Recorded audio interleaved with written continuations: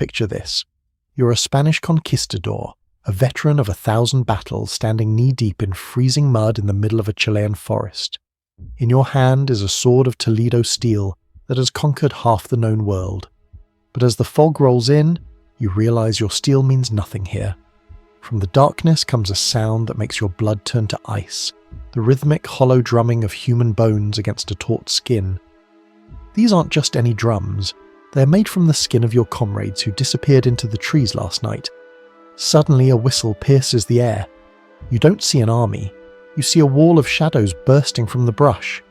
They don't use cannons or horses, they use heavy wooden macanas, clubs reinforced with stone, designed not just to kill you, but to shatter your armour and your skull in a single, bone-crunching blow. This is the Mapuche Resistance, a 300-year nightmare that became the only war in the Americas that the Spanish Empire simply could not win. While the mighty Aztecs and Incas fell in a matter of months, the Mapuche stayed free, turning their land into a meat grinder for every invader who dared to cross the Biobío River. They were a people who turned the skulls of Spanish governors into drinking cups, and used the nerves of fallen enemies to string their bows. How did a collection of primitive tribes achieve what the greatest empires on Earth failed to do? Before diving into these forgotten stories of survival and suffering, if you enjoy learning about the hidden truths of history, consider hitting that like button and subscribing for more content like this. And please comment below to let me know where you're listening from. I find it incredible that we're exploring these ancient stories together from different parts of the world, connected across time and space by our shared curiosity about the past. The legend of the unconquerable Mapuche begins not with the Spanish, but with the most powerful force the South American continent had ever seen, the Inca Empire. By the mid-15th century, the Incas were the undisputed masters of the Andes. They were an unstoppable machine of organisation, moving tens of thousands of disciplined soldiers along paved highways. They had absorbed culture after culture, often without firing a shot, simply by showing up with overwhelming force. But when the Sapa Incas' legions reached the River Maule, they hit a wall that didn't follow the rules of civilized warfare. The Incas were used to fighting kings who sat on thrones. They were used to taking cities. But the Mapuche had no king. They had no cities. They lived in decentralized family units, scattered like ghosts through the dense, rain-soaked forests of the south. When the Inca army crossed the river, expecting a formal surrender, they were met with a savage 3-day bloodbath that went down in history as the Battle of Maule. The Mapuche didn't wait for the Incas to deploy their traditional formations. They struck at night. They struck from the swamps. They used long pikes to pull Inca nobles off their litters and obsidian clubs to crush the ornate helmets of the Sun King's elite guard. For 72 hours, the forest turned red. The Incas realized they weren't fighting a state, they were fighting the land itself. For the first time in their history, the Children of the Sun retreated. They built a line of fortresses and declared the land to the south a forbidden zone, the land of the wild enemies. The Incas were smart enough to walk away. The Spanish, arriving decades later, were not. In 1541, Pedro de Valdivia, a man fueled by a lethal combination of religious zeal and unquenchable greed, rode south with a band of iron-clad immortals. He had seen the gold of Peru and expected more of the same. He founded the city of Santiago and began pushing deeper into Mapuche territory, building forts as he went. To Valdivia, the Mapuche were just savages to be Christianized and put to work in the mines. He didn't realize he was walking into a trap that had been 3,000 years in the making. The Spanish advantage was supposed to be the horse. On the open plains of Mexico or the mountains of Peru, a single armoured horseman was worth 100 infantrymen. But the Mapuche were masters of adaptation. They watched the Spanish from the shadows. They studied how the horses moved, how they tired in the mud, and how the riders were vulnerable when the terrain grew steep.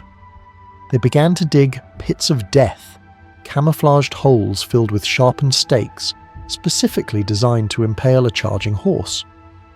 The first time a Spanish cavalry charge hit one of these traps, the myth of their divinity died instantly. As the horses screamed and collapsed, the Mapuche swarmed. They didn't fear the thunder of the Spanish arquebus because they realized it took forever to reload in the damp, humid air of the forest. They would wait for the first volley, then rush in during the smoke-filled silence that followed. Valdivia's arrogance would eventually be his undoing. He continued to split his forces, building isolated outposts that were easy pickings for Mapuche raiding parties. He thought he was civilizing a frontier. In reality, he was feeding his men into a furnace. The Mapuche were learning. They were capturing Spanish steel, Spanish horses, and most importantly, Spanish secrets. Among the captives taken by Valdivia was a young boy named Lautaro. For years, Lautaro served as Valdivia's personal page, cleaning his armour and tending to his horses. The Spanish saw him as a loyal servant, a domesticated Indian. They didn't realise that every day Lautaro was memorising their tactics. He was watching how they gave orders, how their supply lines worked, and most importantly, he saw that the gods of iron were just men. Men who bled, men who got tired, and men who could be defeated. History is full of tragic figures, but few are as terrifyingly effective as Lautaro. In 1552, the shadow vanished. Lautaro escaped the Spanish camp and returned to his people, but he didn't return as the boy they remembered. He returned as a man who had looked into the eyes of the invaders and seen their fear. At first, the Mapuche elders were skeptical.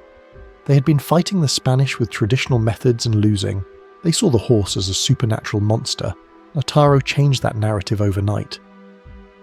Legend says he stood before the tribal councils and demonstrated that a horse was just an animal. He showed them how to pull a rider down with a hooked pike and how to strike at the horse's unprotected legs. He gave them the most dangerous weapon in history, the knowledge that their enemy was mortal. But Lautaro didn't just bring information, he brought a revolutionary military doctrine. He knew the Mapuche couldn't win a standard European-style pitch battle against steel and gunpowder. So, he invented the concept of waves. Instead of attacking all at once and being mown down by a single volley of Spanish fire, the Mapuche would attack in disciplined echelons. The first wave would charge, force the Spanish to fire their weapons, and then immediately retreat into the woods. Before the Spanish could reload, a second, fresh wave would hit them, then a third, then a fourth. It was a rhythmic, relentless pressure designed to bleed the enemy dry. The tension broke at the fort of Tucapel. In late 1553, Mapuche scouts began systematic raids, cutting off the fort's communications. When Valdivia received news that his outpost was under threat, he didn't feel fear, he felt insulted. He gathered a small elite force and rode toward Tucapel, confident that the sight of Spanish steel would scatter the rebels. But when he arrived, he found nothing but blackened ruins and the charred remains of his soldiers. The fort had been wiped off the map. As he stood among the ashes, the woods around him began to howl. Thousands of Mapuche warriors emerged from the trees, led by a man riding a Spanish horse and wearing a stolen Spanish cuirass. It was Lautaro. The student had returned to give his master one final lethal lesson. The Battle of Tucapel wasn't a fight, it was an execution. Valdivia ordered a charge, but the Mapuche didn't break. They used their new long pikes to create a forest of wood and bone that the Spanish horses couldn't penetrate. Every time the Spanish tried to regroup, a new wave of Mapuche warriors smashed into their flanks. The Spanish immortals were being pulled from their saddles and beaten to death with heavy wooden clubs. By the end of the day, Valdivia, the man who had dreamed of being the king of Chile, was a prisoner of the boy who used to clean his boots. The death of Pedro de Valdivia has become one of the most enduring and gruesome legends of the Spanish conquest of Chile. While the official Spanish records are clouded by horror and hearsay, the stories that emerge from the forest were designed to send a message. One of the most famous accounts suggests a poetic, terrifying irony. The Mapuche, knowing the Spanish obsession with wealth, allegedly brought a vessel of molten gold to the captured governor. They told him that since he hungered so much for this metal, he should finally have his fill. They forced his mouth open and poured the liquid fire down his throat. Other accounts describe a slow 3-day ordeal where Valdivia was forced to watch his own body being dismantled. Whether it was the gold or the blade, the result was the same. The head of the royal governor was placed on a Mapuche pike, his silver armour was stripped, and his horse's skull was turned into a ritual object. When the news reached the capital of Santiago, the air of invincibility evaporated. This was the moment the conflict shifted from a standard conquest into the Arauco War, a grinding 300-year struggle that would earn Chile the nickname the Graveyard of Spaniards. The survivors in the northern colonies were paralysed. The forest, once a source of timber and potential mines, became a psychological barrier. Every rustle of leaves was a Mapuche scout. Every plume of smoke was a signal for a coming slaughter. This was where the Mapuche showcased their mastery of guerrilla warfare. They understood that they didn't need to capture Santiago to win. They just had to make the cost of staying in the south higher than the Spanish crown could afford. They began a campaign of total exhaustion. They targeted the Spanish supply lines. Lautaro implemented a scorched earth policy. If the Spanish tried to settle an area, the Mapuche would burn their own crops and retreat into the mountains, leaving the invaders to starve in the winter rains. For a brief, flickering moment in 1557, the Spanish Empire believed the nightmare was finally over. They had finally cornered the demon who had haunted their dreams. Lautaro, the young genius who had turned their own tactics against them, had grown bold. He had marched north, crossing the Maule River, threatening the very heart of Spanish power in Santiago. But at the Battle of Pitaroa, the Spanish finally caught him off guard. In a pre-dawn raid, the conquistador Francisco de Villagra launched a desperate strike on Lautaro's camp. When the dust settled, Lautaro lay dead, pierced by a Spanish lance. The Spanish celebrated with a fervour that bordered on hysteria. They took Lautaro's head, carried it back to Santiago and mounted it on a pike. They expected the Mapuche Resistance to shatter. In every other part of the Americas, the death of a great leader meant the death of the cause. But the Spanish were about to learn a terrifying lesson about Mapuche society. You cannot kill a revolution that has no head. Instead of surrendering, the Mapuche went silent. The death of Lautaro didn't break the Mapuche. It canonized him. He became the blueprint. Every young warrior now knew that a god of iron could be killed. This period marks the true beginning of the Great Equestrian shift. Within a single generation of Lautaro's death, the Mapuche had become arguably the most proficient light cavalry in the world. They didn't just learn to ride, they redesigned the horse for the forest. While the Spanish rode heavy, armoured Andalusian chargers that required massive amounts of grain and flat ground, the Mapuche bred smaller, tougher, more agile horses that could live off the forest scrub. They developed a style of riding that horrified the Spanish veterans. Mapuche riders would often ride without saddles, using only a simple rope bridle, allowing them to lean so far off the horse's side that they appeared to be invisible to an enemy musketeer. This was the birth of the Malón, a lightning-fast raid where hundreds of mounted Mapuche would scream out of the mist, hit a Spanish settlement, and vanish before the garrison could even light their matches. By 1598, the Spanish Empire had been bleeding in the forests of Chile for over half a century. The tension broke on a humid December night at a place called Curalaba. The Spanish governor was resting with his escort, believing the area was pacified. But as the campfire embers began to die, Pelantaro, a Mapuche Toki who had perfected the art of the silent approach, struck. The disaster of Curalaba was a massacre that lasted less than an hour. The governor and nearly his entire escort were wiped out. But Curalaba was just the spark. What followed was a coordinated scorched earth offensive, the destruction of the 7 cities. Within years, the Mapuche systematically besieged and levelled every single Spanish settlement south of the Biobío. Cities like Valdivia, Imperial, and Villarica, symbols of European permanence, were turned into ash. The Spanish crown, humiliated and exhausted, was forced to do something it had never done in the New World. They gave up. They officially recognised the Biobío River as a sovereign border. For the next 2 centuries, the Mapuche became a nation within a continent, a recognised power that the Spanish had to negotiate with through formal treaties. But the peace of the frontier was a violent one. This borderland became a unique, terrifying world of its own, a place of the dirty war. Because neither side could fully defeat the other, the conflict evolved into a ritualised cycle of raids and counter-raids. The Mapuche economy shifted entirely toward war. They became masters of the mirror strategy. They looked at the Spanish and didn't just see enemies, they saw a catalogue of technology to be stolen and improved upon. Imagine a Spanish sentry looking out from his palisade at dawn. he expects to see naked savages. Instead, he sees a line of riders wearing captured Spanish breastplates, carrying 15-foot pikes made of hardened luma wood, and riding horses more agile than his own. The Mapuche had essentially built a 17th century Special Forces unit out of the ruins of their invaders' dreams. Their evolution was most terrifying in their use of the pike. The Mapuche realized that the Spanish cavalry's greatest strength was the shock charge. To counter this, they developed pikes so long and so flexible that they could reach a rider before the rider's sword could touch them. By the mid-1600s, the Spanish Empire had learned a bitter lesson. You can conquer a king, but you cannot conquer a forest that refuses to be tamed. This was the era of the Lautaro strategy, a systematic, multi-generational campaign of isolation and economic strangulation. The Mapuche realized that the Spanish way of life was their greatest weakness. The Spanish required gold, wheat, and slaves. The Mapuche decided to deny them all three.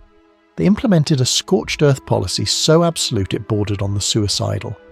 Whenever a Spanish column attempted to push south of the river, they found a wasteland.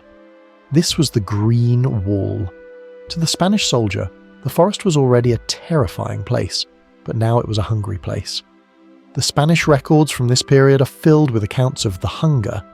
Soldiers were reduced to eating their own leather belts and the flesh of their fallen horses, while the Mapuche, who knew every edible root and wild berry in the woods, watched from the shadows. By 1641, the Spanish crown did something that sent shockwaves throughout the world. They blinked. King Philip IV authorized the governor to meet with the Mapuche leadership, leading to the Treaty of Quilín. In a grand ceremony, the Spanish Empire, the most powerful force on earth, formally recognized the independence of the Mapuche people. It was a stunning victory. For the first time in the history of the Americas, an indigenous people had forced a European empire to sign a peace of equals. But the Treaty of Quilín wasn't the end of the war. It was just the beginning of a different kind of conflict. The border became a living frontier. It was a place of parlamentos, massive, days-long festivals where thousands of Spanish and Mapuche would meet to trade, drink, and negotiate. But under the surface, the knives were still sharp. By the early 1700s, while the Spanish authorities convinced themselves that the Mapuche problem was being solved by wine and gifts, the Mapuche were busy redefining the geography of South America. This era saw the rise of the Araucanization of the Pampas. The Mapuche realized that the Biobío River was not a cage, but a gateway. They crossed the frozen passes of the Andes in massive numbers, moving into the vast grassy plains of modern-day Argentina. This was one of the most successful imperial expansions in history. The Mapuche didn't just move, they conquered. They absorbed or displaced the local tribes of the plains, spreading their language and horse culture across thousands of miles. By 1750, the Mapuche Resistance was no longer a localized forest war. It was a transcontinental superpower. They controlled the trade networks that moved stolen Spanish cattle from Buenos Aires all the way to Chile. The Spanish were essentially paying the Mapuche for the very cows the Mapuche had stolen from other Spanish settlers. But the illusion of peaceful domestication shattered in 1723. The Spanish attempted to re-establish a system of overseers living within Mapuche villages. To the Mapuche, this was a violation of their sacred ancestral law. The response was a masterclass in guerrilla warfare. The 1723 uprising was a clinical, synchronized strike.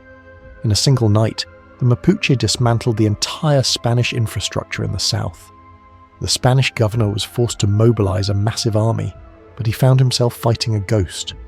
The Mapuche would disappear into the mountains of the east, only to reappear a week later 100 miles to the west. This war proved that the Mapuche had not softened with trade. If anything, they had become more dangerous. By the dawn of the 19th century, the Biobío River had become a membrane of war, but the winds of history were shifting. In 1810, the Spanish Empire began to fracture. The cry for independence rang out in Santiago. You might expect the Mapuche to celebrate the collapse of their ancient enemy. But the Mapuche were far more strategic than that. They looked at the young, idealistic Chilean revolutionaries and saw something far more dangerous than a tired Spanish king. They saw a new, hungry republic that wouldn't respect the old treaties. In a move that stunned the world, the Mapuche became the most loyal allies of the Spanish crown. They realised that a weak king was a better neighbour than a strong local republic. This led to a period known as the War to the Death. From 1819 to 1832, the frontier became a charnel house. This wasn't a war of neat uniforms, it was a war of total extermination. The Chilean Republic, desperate to secure its southern border, sent armies deep into Mapuche territory. The Mapuche responded with a ferocity that surpassed even the days of Lautaro. They used their mastery of the terrain to draw the Chilean armies into the green hell once again. The Republican soldiers found themselves trapped in a nightmare, fighting an enemy that viewed the new Chilean flag as just another banner of an invader. By the time the war ended in 1832, the Chilean Republic was forced to accept a bitter truth. They could not conquer the Mapuche any more than the Spanish could. But the nature of the threat had changed. The Mapuche were no longer just warriors. They were a sovereign obstacle to the dream of a modern industrial Chile. For 3 centuries, the Mapuche had been the impossible variable in the equation of global empire. But as the 1860s dawned, the Green Hell faced an enemy that didn't just want to conquer the land, it wanted to erase the border. This was the era of the modern nation-state. To the newly formed Republic of Chile, the independent Mapuche territory was a geographic wound. The final campaign, euphemistically called the pacification of the Araucanía, was led by General Cornelio Saavedra. This was not the War of Valdivia or Lautaro. Saavedra didn't rely on bravado, he relied on logistics. He brought the Remington repeating rifle, which could fire 15 rounds in the time it took a Mapuche warrior to reload a single bow. He brought the telegraph and the railroad, pushing deeper into the heart of the true people, with every mile of steel track laid. The Mapuche Resistance didn't go quietly. They launched a massive, desperate uprising in 1881, a final Malón, where thousands of riders attempted to reclaim their lost forts. It was a scene of staggering tragedy, the last great charge of the finest light cavalry the world had ever seen, riding directly into the muzzles of modern artillery and Gatling guns. The waves of Lautaro crashed against the wall of industrial technology. By 1883, the Biobío River was no longer a border. The forests were carved into grids, and the Mapuche were forced into reservations. To the outside world, the book on the Mapuche had finally been closed. But if you visit the south of Chile today, you will realize that the pacification was a lie. You cannot pacify a people whose identity is woven into the very chemistry of the earth. The Mapuche did not disappear, they shifted. They moved from a military resistance to a cultural and legal one. Today, the Mapuche flag flies over ancestral lands, and the Mapuche tongue is still spoken in the valleys where the Spanish immortals once died. They remain the largest indigenous group in the region, a vibrant, defiant population of over 1.7 million people who still call themselves the true people. The story of the Mapuche resistance is more than just a chronicle of blood and steel. It is a masterclass in human resilience. The Incas and the Spanish were empires of the center. When the center was struck, the empire died. The Mapuche were a people of the circle. You could kill a leader, you could burn a village, but the circle would always find a way to mend itself. Before we conclude this journey into the Green Hell, I want to thank you for exploring these forgotten corners of history with me. If this story of the unconquerable spirit moved you, please consider sharing it. The legends of people like Lautaro and Pelantaro deserve to be known far beyond the borders of Chile. The Biobío River still flows, the Araucaria trees still stand, and the Mapuche are still there, unconquered in spirit, a living testament to the fact that while empires may rise and fall like the tide, the true people are as permanent as the mountains themselves.